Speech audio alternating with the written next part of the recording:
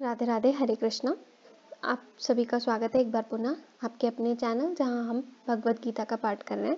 तो चलिए शुरू करते हैं आज का श्लोक। श्रुति विप्र प्रतिपन्ना ते यदा स्थास्यति निश्चला समाधाव चला बुद्धि तदा योगमवाप्स्यसि। व्याख्या।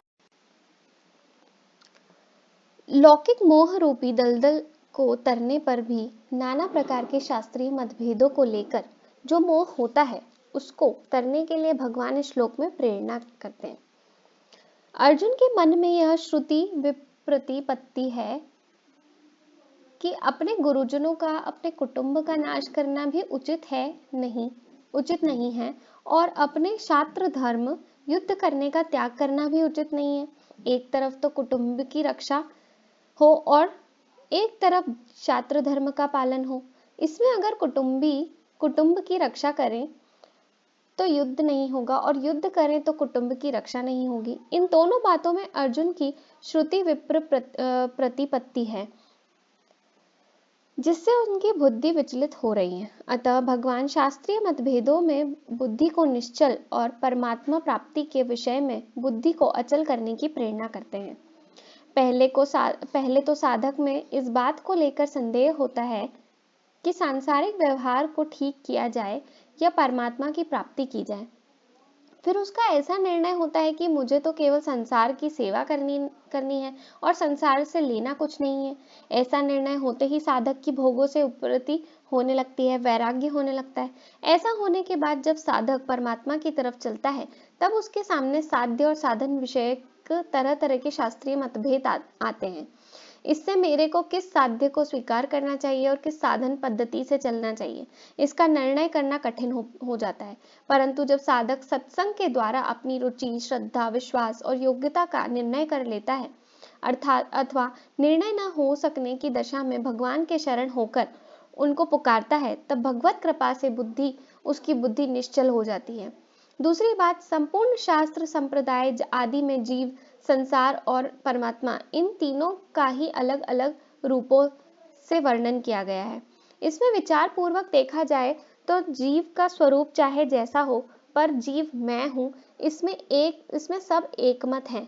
और संसार का स्वरूप चाहे जैसा हो पर संसार को छोड़ना है, इसमें सब एकमत है। और परमात्मा का स्वरूप चाहे जैसा हो उसको प्राप्त करना है, इसमें सब एकमत है। ऐसा निर्णय कर लेने पर साधक की बुद्धि निश्चल हो जाती है।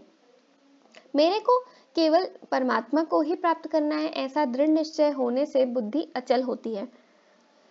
जब साधक सुगमता पूर्वक योग परमात्मा के साथ नित्य योग को प्राप्त हो जाता है, शास्त्रीय निर्णय करने में अथवा अपने कल्याण के निश्चय में जितनी कमी रहती है उतनी ही देरी लगती है। परंतु इन दोनों में जब बुद्धि निश्चल और अचल हो जाती है तब परमात्मा के साथ नित्य योग का अनुभव हो जाता है।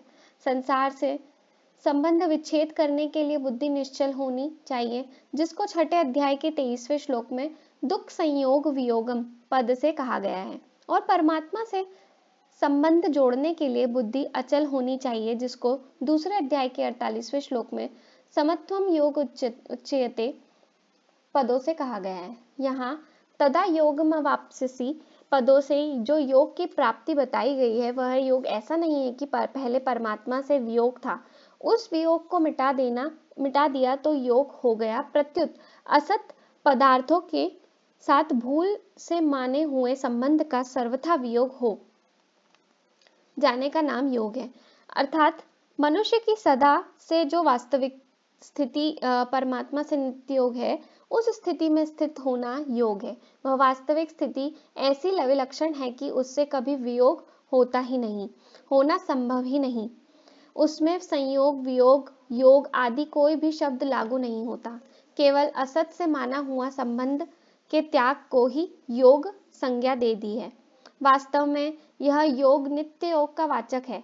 इस नित्य योग की अनुभूति कर्मों के सेवा के द्वारा की जाए तो कर्म योग, विवेक विचार के द्वारा की जाए तो ज्ञान योग, प्रेम के द्वारा की जाए तो भक्ति योग, संसार के लय चिंतन के द्वारा की जाए तो लय योग, प्राणायाम के द्वारा की जाए तो हठ योग और यम नियम आदि 8 अंगों के द्वारा किया जाए तो अष्टांग योग कहलाता है। परिशिष्ट भाव, मोह के दो विभाग हैं, मोह कलिल अर्थात सांसारिक मोह और श्रुति विप्रतिपत्ति अर्थात शास्त्रीय दार्शनिक मोह। शरीर, स्त्री, पुत्र, धन, संपत्ति आदि में राग होना सांसारिक मोह है और द्वैत, अद्वैत, विशिष्टाद्वैत, द्वैताद्वैत आदि दार्शनिक मतभेदों में उलझ जाना शास्त्रीय मोह है।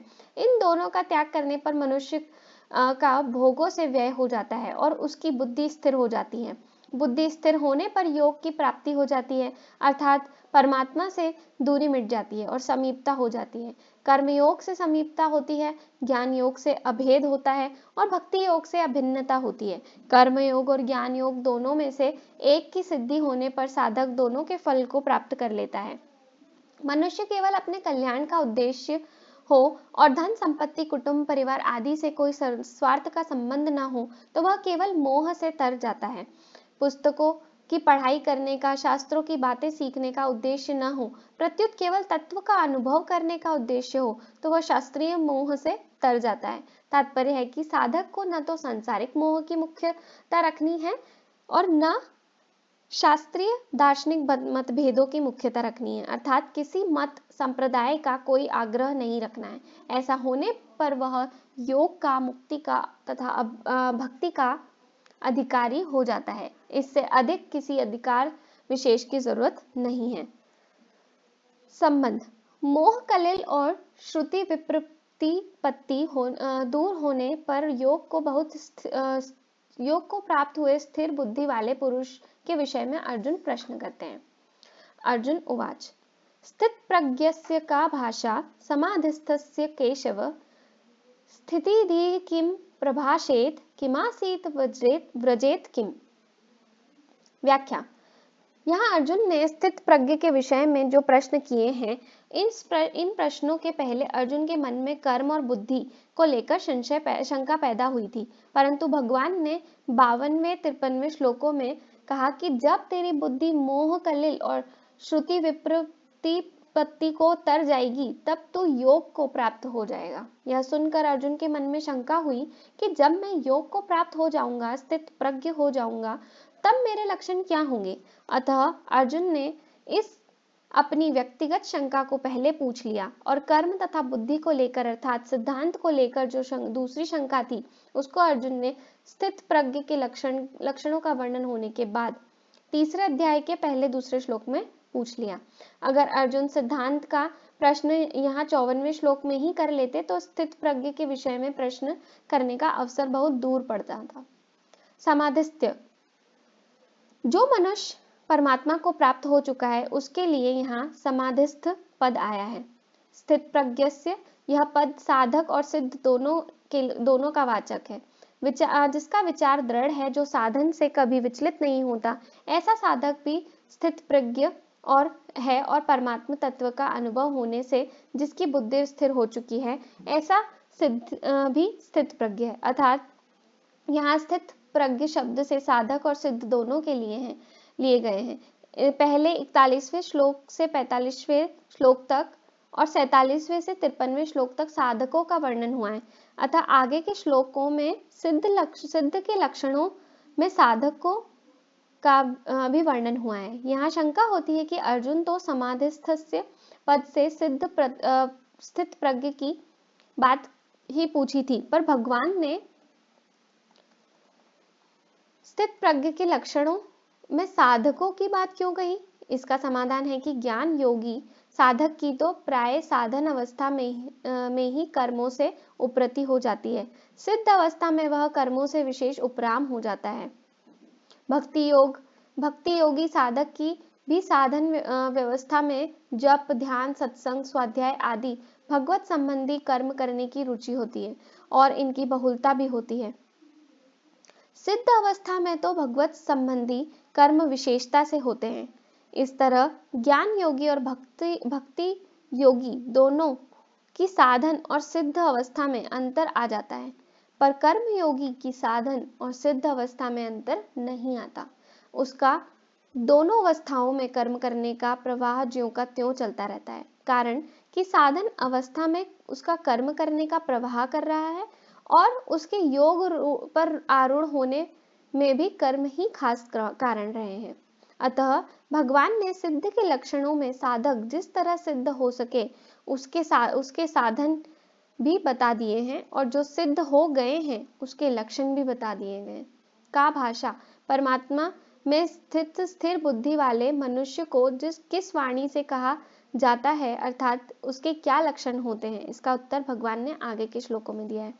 वह स्थिर बुद्धि वाला मनुष्य कैसे बोलता है, वह कैसे बैठता है, अर्थात संसार से किस तरह उपराम होता है, वह कैसे चलता है, अर्थात व्यवहार कैसा करता है, इन सभी का उत्तर भगवान अगले श्लोकों में देते हैं।